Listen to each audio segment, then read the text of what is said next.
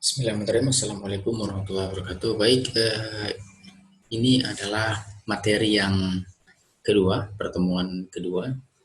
Di PowerPoint yang pertemuan pertama, kalian bisa menemukan dan membaca apa saja organel-organel yang ada di dalam sel secara singkat di bagian akhir PowerPoint pertemuan pertama.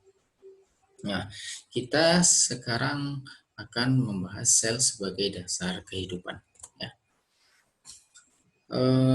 Sebelum memasuki sejarah, teori, dan konsepnya, saya ingin mengilustrasikan sesuatu bahwa kita sekarang terdiri dari berbagai macam bentuk tubuh ya, jari, kemudian ada kuku di sini, ada rambut di kepala, ada rambut di sekujur tubuh, kemudian ada mata, kemudian ada telinga, dan itu semua memiliki komponen sel yang berbeda antara sel mata ya, ada sel batang, ada sel kerucut di mata, kemudian di rambut ada sel-sel yang berkolaborasi dengan protein membentuk rambut, kemudian di bagian kuku. Nah, sekompleks ini tubuh kita itu berasal dari satu sel yang bernama sel sperma dan satu sel lagi bernama sel telur mengalami fertilisasi, kemudian membentuk kita yang seperti ini. Betapa kompleksnya kehidupan ini dari sesuatu yang bahkan tidak bisa dilihat oleh mata menjadi sesuatu yang kompleks seperti kita pada saat ini. Nah, itulah mengapa sel dikatakan sebagai unit terkecil dari sebuah kehidupan. Yang lebih kecil dari sel ada organel itu lebih kecil daripada sel. Makromolekul itu lebih kecil daripada sel. Mikromolekul apalagi itu lebih kecil. Tapi itu semua tidak dikatakan sebagai unit terkecil. Yang dikatakan sebagai unit terkecil adalah sel. Karena apa? Sel sudah menunjukkan ciri-ciri kehidupan, ciri-ciri makhluk hidup. Kita bernapas, sel bernapas. Kita melakukan metabolisme, sel melakukan metabolisme. Kita melakukan reproduksi, sel melakukan reproduksi. Tapi kalau organel tidak melakukan pernapasan, organel tidak melakukan metabolisme, organel tidak melakukan reproduksi, dan seterusnya. Itulah mengapa dikatakan sel itu sebagai unit terkecil dari makhluk hidup. Baik, sejarah sel sudah saya tampilkan slide-nya itu di pertemuan pertama. Pada 1665, Robert Hooke itu mengamati sayatan gabus ya menggunakan mikroskop. Ia melihat ada celah, ada ruang-ruang di situ sehingga dia menamakan selula ya, artinya sel ya. Seperti pada tampak pada gambar ini ya. Nah, sel merupakan unit atau kesatuan struktural makhluk hidup yang dikemukakan oleh Jacob Schleiden dan Theodor Schwann ya. Dari hasil percobaan mereka menarik kesimpulan tiap makhluk hidup itu terdiri dari sel. Kemudian sel merupakan unit struktur terkecil pada makhluk hidup. Organisme bersel tunggal terdiri dari sebuah sel ya. Ada beberapa organisme yang uniseluler, dia dikatakan sebagai makhluk hidup meskipun hanya terdiri dari satu sel. Kalau kita ini adalah dan beberapa hewan, tumbuhan banyak itu adalah multiseluler, terdiri dari banyak sel. Kemudian ada Rudolf Virchow yang berpendapat bahwa omniselula excelula, semua sel berasal dari sel sebelumnya. Ini sama seperti teori asal-usul kehidupan yang mengatakan bahwa telur itu berasal dari telur. Kehidupan itu berasal dari kehidupan, bukan dari benda mati. Kemudian sel sebagai unit hereditas makhluk hidupnya. Sel itu merupakan unit yang diturunkan dari satu makhluk hidup ke makhluk hidup berikutnya dalam garis keturunan yang sama. Diturunkan selnya, maka diturunkan pula sifat-sifat yang dibawa oleh sel tersebut. Maka dikatakan sel sebagai unit hereditas makhluk hidup.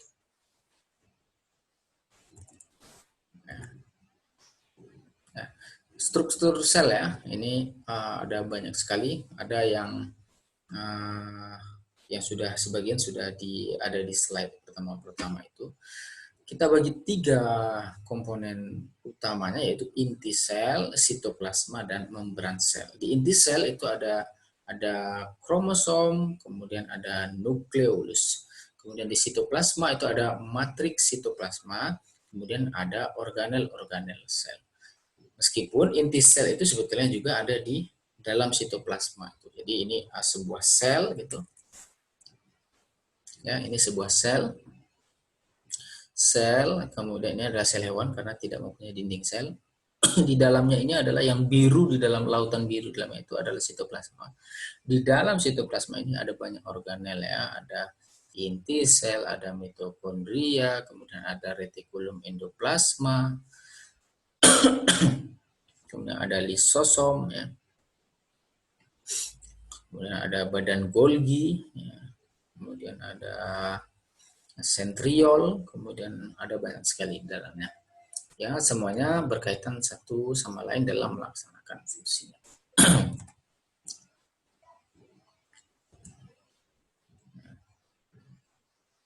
Sel secara keseluruhan itu tersusun dari zat-zat kimia, yaitu atom dan molekul, baik itu mikromolekul ataupun makromolekul. Sel dapat berbeda bentuk, susunan, dan fungsi. Jadi kalau di buku yang sering kalian lihat, sel itu bentuknya bulat ya, tapi sebenarnya sel itu tidak hanya berbentuk bulat saja, ada yang berbentuk kubus, ada yang berbentuk pipih ya, ada yang berbentuk cakram, kemudian ada yang berbentuk seperti sel saraf, kalau kalian pernah lihat ya, itu ada banyak kaki-kakinya ya, ada dendritnya. Jadi berbagai macam bentuk ya. Zat-zat kimia dalam sel itu tidak statis ya. Mereka selalu berubah ya, akibat adanya proses kimia dan fisika. Jadi tidak stagnan ya, zat kimia dalamnya itu kadang berubah seiring dengan sel itu sedang mengerjakan apa. Misalnya sel sedang ingin persiapan pembelahan, maka ada banyak zat-zat kimia yang diperlukan untuk melakukan pembelahan. Atau sel sedang melakukan perlawanan kepada bakteri, kepada benda asing, maka banyak sitokin yang dikeluarkan. Senyawa anorganik yang menyusun sel antara lain ada air, kemudian garam-garam mineral, dan juga O2 dan CO2.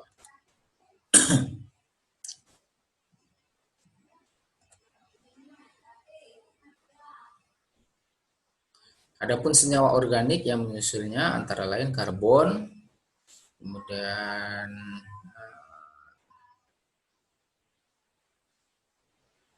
oksigen ya, kemudian ada N, nitrogen, kemudian ada unsur S, ada unsur P. Ini kalian lebih tahu. Nah, ini adalah contoh sel prokariot ya, sel prokariot, di mana mereka tidak memiliki inti sel yang terlindungi dari sitoplasma, yaitu DNA-nya langsung berada di sitoplasma, tidak ada yang melindungi. Berbeda dengan yang sel eukariot, di mana inti selnya itu terlindungi dengan baik. DNA-nya terlindungi dengan baik. Ini adalah sel prokariot. Nah, sel prokariot adalah sel yang tidak memiliki sistem endomembran. Jadi membran endo itu dalam, membran itu membran, bungkusnya. Jadi DNA-nya itu langsung berada di sitoplasma, langsung mengawang. Tidak ada pembungkusnya itu. Nah, ini contohnya tadi sel bakteri ya. Ini plasma di sini yang lautan kuning, kemudian yang ini adalah nukleoid ya, DNA-nya ya. Kemudian yang di sini juga tersusun kromosomnya ya. Kemudian ada flagelnya, ini alat pergerakannya, ini adalah kapsulnya. Kemudian mereka juga memiliki ribosom ya. Berbeda dengan sel eukariot. Kalau eukariot itu inti selnya atau DNA-nya itu memiliki membrannya, memiliki membran. Dia terlindungi dari cairan-cairan sitoplasma. Nah, itulah sel eukariotik yang membedakan dengan prokariotik. Nah, transport itu sudah ada di PowerPoint selanjutnya. Kalau kalian membaca dan kalian searching, maka kalian akan paham. Ada transport bagaimana sel itu bisa mendapatkan bahan-bahan dari luar atau mengirimkan bahan keluar. Nah, transportnya itu terdiri dari transport aktif, ada juga transport pasif ya. Kalau transport aktif itu memerlukan energi ATP, ya, memerlukan ATP. Misalnya pada saat melakukan respirasi di mitokondria, kan ada di slide sebelumnya itu ketika ion K+ itu masuk di protein yang ada di protein transfernya, maka ATP akan melepaskan gugus fosfat supaya dia keluar. Ketika keluar yang 3 ion K+, masuk 2 Na+.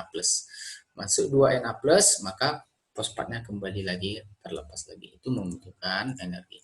Tapi ada transport yang pasif, tidak perlu energi. Misalkan difusi, yaitu perpindahan zat melewati membran, ya, membran artinya membrannya permeabel, bisa dilewati dari konsentrasi yang tinggi ke konsentrasi yang rendah menurunnya.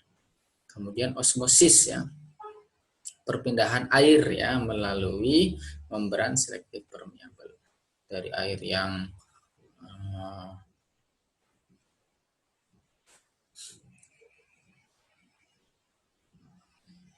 banyak ke air yang lebih sedikit. Kemudian ada difusi terbantu, yaitu transport pasif melalui membran selektif permeabel yang terjadi karena bantuan protein ya. Jadi ada misalnya terbantu melalui arus ya, kemudian melalui zat kimia.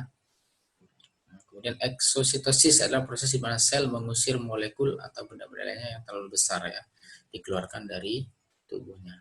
Dan endositosis proses memasukkan molekul-molekul itu ke dalam. Ada satu lagi yang namanya pinositosis ya. Baik, itu adalah materi yang kedua. Assalamualaikum warahmatullahi wabarakatuh.